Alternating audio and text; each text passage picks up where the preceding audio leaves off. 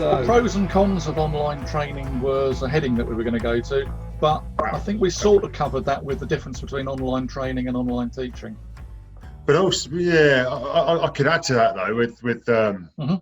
the pros and cons though, because I think, yeah, maybe we did sort of brush on it earlier, but yeah, there's no substitute for a person, is there really? So you know, all of these drills that we're fucking about with a belt and a bag and solo focus mitts, that ain't no substitute for a person, is it? No. At the end of the day, because a person moves differently, you know, they'll respond differently, and you need to adapt to that instantly. And you don't get that from any other training. You just don't. Yeah. Well, I think the thing is that, yes, and you see it, to be honest, you see it in a lot of people who do partner drills with a partner, and I've always trained that way. But what you get with a partner substitute at home is everything you do always works the way you expected it to work and how you wanted it to work. Exactly. And you can get into that frame of mind thinking, well, I do this and this happens, and this becomes a habit then. Whereas you've got so many variables with a training partner, even if it's the same partner, that things change time on time. So you have to learn to branch all the time with a training partner. it's really brought up in some degrees the fact that the solo karate training work can be very, very useful. But it is no substitute for a partner. But that's when you see the difference between karate and jiu-jitsu and judo, because they're all doing basically kata now, like us, doing partnerless stuff, and they're going, well, this is pretty much shit compared to what we usually do, but it's all we can do. Whereas karate, a lot of people are going, this is what I usually do, and surely that must show that there is a bit of an issue there.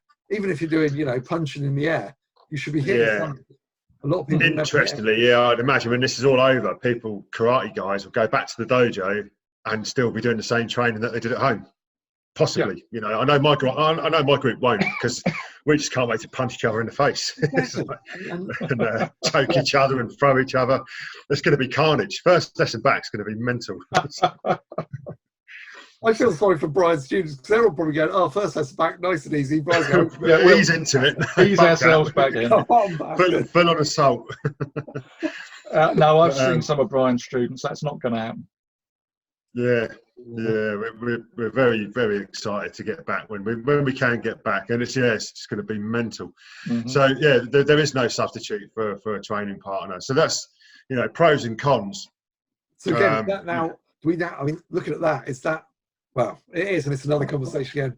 That seems to be a big problem with karate now. A lot of stuff is done without partners.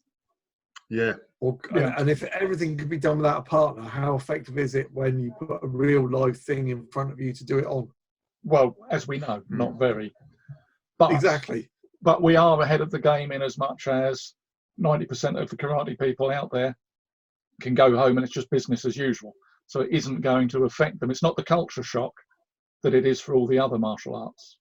No. You know, so they feel like life is normal. My life never feels normal anyway, so I'm fine. No, it's a pain for me because, I can work on the things that I need to work on for me. But all the interesting stuff is very much dependent on having bodies to play with. Yeah. But it does bring us to the next sort of subheading of home equipment, which, depending on what you've got, like if you've got a bag at home like I have, you have, Bri, that's great. Because to be honest, I think half of the fact that I can be quite laid back as a person in general life is because I beat shit out of stuff on a regular basis. Yeah. And when you don't, you can get really uptight. So the fact that I've got a bag and I can kick shit out of it is great. But if you have no equipment at home, whilst you can do stuff, it's not as satisfying by a long way. No, physicality is a great release from everything else that goes on around you. Yeah. Impact therapy, I like to call it. Impact therapy. It's one of those things where it's better to give than receive, isn't it? Absolutely, yeah. But you're right, So, as far as training, I've always had a bag. I think I've had a punch bag since I was about 12.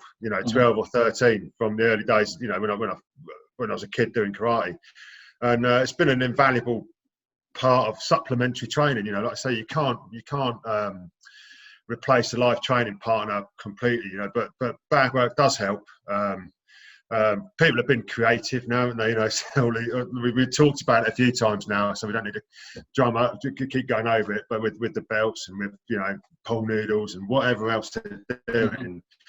But yeah, so having equipment, you do need it. If you're going to train at home, you have to have it. But well, that's it, and you know, you've got all sorts of equipment. I've seen people building different Okinawan bits of equipment on Facebook now. There's not that many bits of that I think are any better than if you get some modern weights, medicine balls, yeah, actually, you bags, can talk about that. kettlebells. If you've got all of that stuff, you've got. Because I've never done any of that traditional Hoju undo training, whatever they call it. You know, I've never. You know, I've always sort of lifted weights or, you know, done a modern version of it. So I've never. So we're talking about training equipment. I find lifting weights just as effective. Gavin Holland actually showed. Has done a couple of videos on them. Did one with a big iron ring, right? Like a giant paperclip, basically. Yeah. I call it. Oh yeah, I've seen. Yeah. No, and that video is quite good because he actually talks through why it's different. Okay. What you can do with it, and that actually looked quite good. And I thought, well, I could do one of those. And then I thought, you seen the fucking size of it? Where's that getting stored? With all the yeah, Noah done a similar thing as well, didn't he? Noah Legel, he done same with that, like I say, the big paperclip thing. He's done some cool stuff with. I haven't seen him doing that, no. Yeah. But, so yeah, that may be an item I would be interested in. I've got kettlebells. I got a few medicine balls, stuff like I like stuff like that. Chuck it around, slam it about. Yeah, actually, yeah. I mean, and again, I think that comes down to impact therapy. I've got the slam balls, and it just throw. You know, I quite like a slam ball. Just throw them at the kid. Yeah. Throw them at anything. So they're quite good fun bits of kit.